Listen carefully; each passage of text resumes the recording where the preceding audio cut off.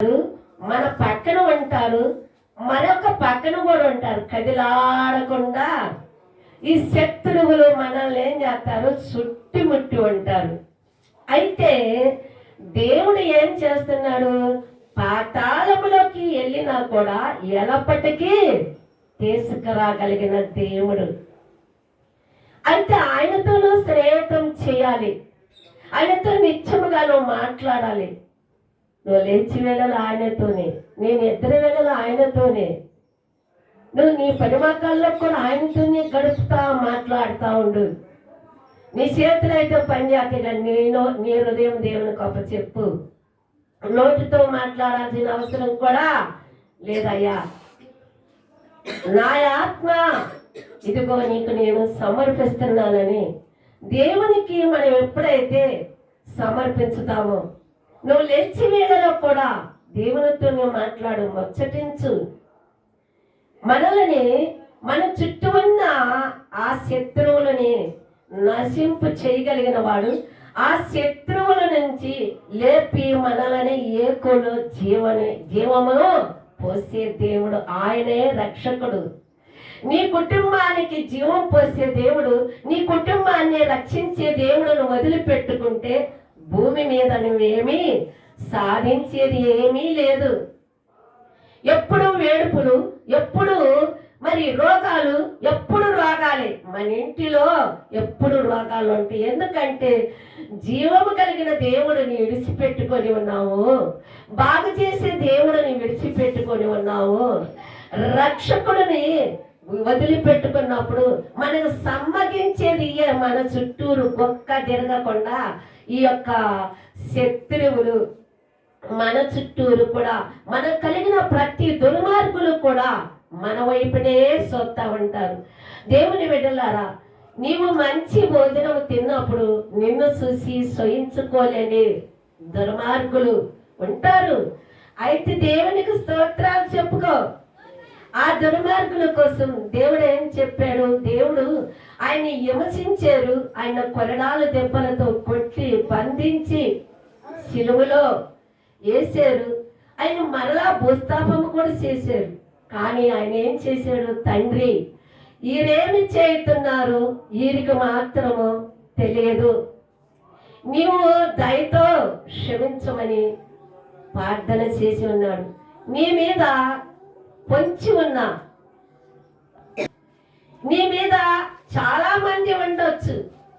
దేవుని బిడ్డలారా, అయా తెల్లవారి ఉన్నది కదా, నా మీద ఎందరు శత్రువులు ఉన్నారో వారు నా మీద చూపుతున్న ప్రతి శత్రువుకి, ప్రతి ఒక్క దుర్మార్గులకి అయా వారిని నేను దయతో క్షమించు, వాళ్ళని నువ్వు ఎక్కువగా ఆదరించు, ఆశీర్వదించు, వాళ్ళని బలపరచు నాయన. వాళ్ళు తెలియక నాకు దుర్మార్గులయ్యున్నారు, వాళ్ళకి తెలియక వాళ్ళు నాకు శత్రువులయ్యున్నారు, వాళ్ళు నన్ను బాధించుతున్నారు, నన్ను వారు బాధించుతున్నారు.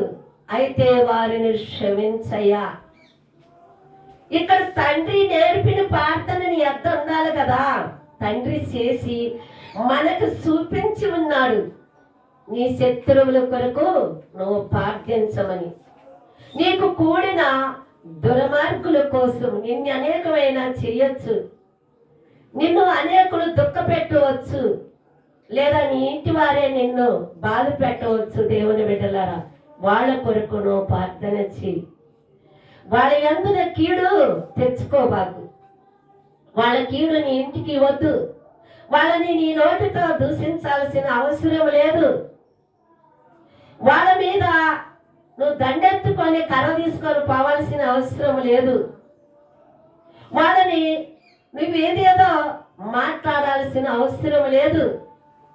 నీ దేవుడితో నువ్వు మాట్లాడు, నీ దేవుని కొరకు నువ్వు ప్రార్థన చెయ్యి. నీకు తెలుసు నేను క్రైస్తవురాలనని చెప్పుకుంటున్నావు, ప్రార్థించట్టయితే యేసు ప్రభువారు ప్రార్థన సిలువలో ఉన్నది, ఆయన నేర్పాడు, ఆయన మన చెవులకి వినిపించి ఉన్నాడు. మన కళ్ళుతో మనం యేసు ప్రభువారు బాధలన్నీ మనం చూసాము, ఆయనకున్న శత్రువులని కూడా మనం చూసాము. ఆయన కొట్టిన దెబ్బలు కూడా మనం చూసి ఉన్నాం, అన్నీ గ్రహించుకొని ఉన్నాం. అయితే ఆయన భరించగలిగిన శక్తి ఆయనలో ఉన్నది. కాబట్టి ఒకవేళ నువ్వు భరించలేకపోతున్నావా, నిన్ను అలాంటి కొట్టలేదు, నీకు అలాంటి బెడ్డు, మరి ఆయన దేహమంతా సితికిపోయినా నోరు తెరవలేదు, బదులు మాట ఇవ్వలేదు, మౌనం అయిపోయి ఉన్నాడు శక్తివంతుడు.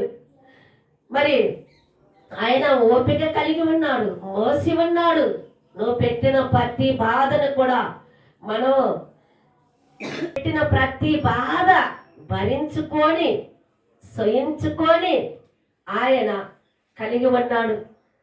మళ్ళీ ఆయన ఏం చెబుతున్నాడు, తండ్రి వీరు నన్ను పెట్టిన ప్రతి బాధ కూడా వారికి తెలియదు, వారు ఎందుకొరక పెట్టి ఉన్నారు, అయితే క్షమించు నువ్వు అని ప్రార్థించి ఉన్నారు. అయితే నీలో దేవుడు ఉన్నాడని, నువ్వు దేవుని బిడ్డని ఎరగక అన్నారా, ఎరగక బాధ పెడుతున్నారా? లేదా దేవుని బిడ్డని తెలుసుకొనే వాళ్ళలో ఉన్న గర్వం ప్రకారంగా ఈమె ఎంతలే, ఈమె కాడ ఏమున్నదరే, ఈమె వైపున ఏమున్నది, ఈమెకు ఆస్తి ఉన్నదా, ఈమె కాడ బంగారం ఉన్నదా, ఈమె కాడ డబ్బు ఉన్నదా, ఈమె కాడ పేరు ప్రతిష్ట ఉన్నదా, ఏమీ లేను అని చెప్పి ఒకవేళ వాళ్ళ గర్వముతో ఉర్రవగితే, దేవుని బిడ్డ ఆ గర్విష్ఠుల కాడ, ఆ గర్విష్ఠుల కోసము మనము ప్రార్థించమని ప్రభు మనకు నేర్పి ఉన్నాడు. ఆ సిలువలో ప్రాణత్యాగములు చేసిన యేసయ్య మన యొద్ద ఏమీ లేకపోవచ్చు, డబ్బు అవసరం లేదు, బంగారం వద్దు, బిల్డింగులు వద్దు, పేరు ప్రతిష్ట వద్దు, కానీ పేరు ప్రతిష్ట కలిగిన దేవుడు శక్తివంతుడు. ఆయనే మనకు చాలు, ఆయన ప్రేమే మనకు చాలు, ఆయన కృపే మన మీద చాలు, ఆయన నేడే చాలు, ఆయన రెక్కలే చాలు. కానీ దేవుని మీద లోకములో పేరు ప్రతిష్టలు మనకు అవసరం లేదు. కానీ దేవుని కృప నీకయ్యుండగా ఎందరో ఏది చేసినా, నిన్ను ఎలివేసినా, నిన్ను నెట్టివేసినా, నిన్ను త్రోసిపుచ్చినా, నీ మీద అపనిందల మోపిన, నువ్వు పాపివని నిన్ను నిలబెట్టిన, శిక్షించిన నీ పక్షాన దేవుడు యెహోవా దేవుడై ఉన్నాడు. అయితే అడుగు, అయ్యా నేను పాపినని, శిక్షించబడిన పాపిని ఒక్కసారి నన్ను జ్ఞాపకం చేసుకో, నేను పాపినని నన్ను వెలివేయబడిన ఆ వెలివేయబడిన సమయంలో నువ్వు నన్ను ఒక్కసారి జ్ఞాపకం చేసుకో, నన్ను జ్ఞాపకం చేసుకో, నా బిడ్డలని జ్ఞాపకం చేసుకో అని చెప్పి ఒక్కసారి నీకు జరిగిన అవమానమును నీవుగా దేవుని కాడ విశ్వాసముతోనూ నమ్మకంతోనూ ప్రేమతోనూ నువ్వు దేవుని కాడ ఆయన ముందు నువ్వు సమర్పించుకొని ఉంటే కనుక, దేవుని మీద లోకమంతా ప్రపంచమంతా నిన్ను దూషించిన, నువ్వు పాపివని సర్వలోకమును నిన్ను దేశించినప్పటికైనా, దేశించకపోతే ప్రపంచము కంటే లోకము కంటే ఎక్కువ శక్తివంతుడు ఆయన, నిన్ననే దేవుడు కాదని ఒక్కసారి నిన్ను పాపి అని అనుచున్న వారి ఎదుట నా దేవుడు నన్ను పాపని, నన్ను అనబడనని ఒక్కసారి ఆయన కాడ తలవంచు, మోకాళ్ళుంచు, ఆయన కాడ నీ నోటిని సమర్పించు, నీ నాలికని సమర్పించుకో. దేవుని బిడ్డ ఎవరు ఏది అనుకున్నప్పటికైనా అయ్యి నాయి కాదు, గాలిని గుప్పిటలో పెట్టుకొని ఆపే రాజు లేడు. ఆపే యొక్క పేరు ప్రతిష్ట కలిగి ప్రపంచంలో ఎంత గొప్పవారైనప్పటికైనా, పేరు ప్రతిష్ట కలిగి ప్రపంచంలో ఉన్నవారైనా గాలిని గుప్పిట్లో పెట్టుకొని ఆపేవాళ్ళు లేరు. గాలిని ఆపగలిగిన దేవుడు, గుప్పెట్లో పెట్టుకొని ఆపే దేవుడిని, ఆ దేవుడితో నువ్వు కలిసి ఉండాలి. అలాంటి యొక్క జీవితంలో మనం ఉంటే వాళ్ళకి అందరూ కూడా వారికి డబ్బు ఉండొచ్చు, పేరు ఉండొచ్చు, బంగారం ఉండొచ్చు, బిల్డింగులు ఉండొచ్చు, అందం ఉండొచ్చు, గొప్పతనం ఉండొచ్చు. కానీ దేవుని బిడ్డ, దేవుడి కంటే మిగిలైనది ఈ భూమి మీద ఎవరికి లేదని కూడా నేనైతే నమ్ముతాను. నేనైతే ఆ దేవునితోనే కలిసి ఉంటానని నేను ఎవరితో కూడా కలిసి మాత్రము ఉండను. నేను ప్రార్థన చేసుకుంటా, ప్రభువా నన్ను దేశించే వారి కోసము, ఒకవేళ నేను నా చెవులు వింటే, నా కళ్ళు నేను కనుక సూచి ఉంటే, అయ్యా నేను ఒకవేళ మాట్లాడతానేమో, నన్ను మాట్లాడనీక.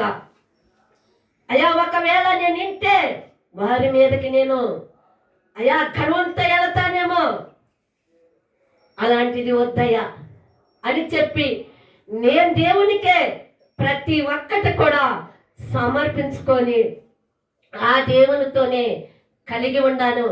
మీరు కూడా మీ బిడ్డల కొరకు దేవుడు చెప్పి ఉన్నాడు, ఎరుసలేని కుమార్తెలారా మీరు నా కోసము ఏడవకండి, మీ కొరకు మీ బిడ్డల కొరకు ఏడ్చుకోమని ప్రభు చెప్పి ఉన్నాడు. దేవుని బిడ్డలారా, మన బిడ్డల జీవితంలో ఎలా కలిగి ఉండియో దేవుని చేతిలో పెట్టు. నీ బిడ్డల చేతులు దేవుని చేతుల్లో పెట్టు. నీ బిడ్డలని సర్వము తీసుకుపోయి, అయ్యా నువ్విచ్చిన ఈ బిడ్డలయ్యా, అయితే నువ్విచ్చిన బహుమానమైన బిడ్డలు వీళ్ళ జీవితాలు ఎలా ఉండియో నాయనా నాకు తెలియదు, నువ్వు సరి చేయగలిగిన వాడివి. బంగారం చెడిపోయినప్పుడు కమసల వాడు నిప్పు మీద పెట్టి కరిగించి పనిముట్టుని తయారు చేయబడినట్టు నా బిడ్డలను కూడా నువ్వు కరిగించు, నీ బిడ్డలుగా చేసుకో అని చెప్పి నీ బిడ్డలని నువ్వు దేవుని చేతిలో పెట్టు. నీకు నీ జ్ఞానం లేక నీ బిడ్డలు నడిపించలేకపోతున్నావేమో, నీ జ్ఞానం సరిపోదు, దేవుడి చేతుల్లో పెట్టు. దేవుడే మనసు కలిగిన వాడు, దేవుడే ఆ నీ బిడ్డలని నీ కుటుంబాన్ని ఆశీర్వదించే దేవుడు వైపు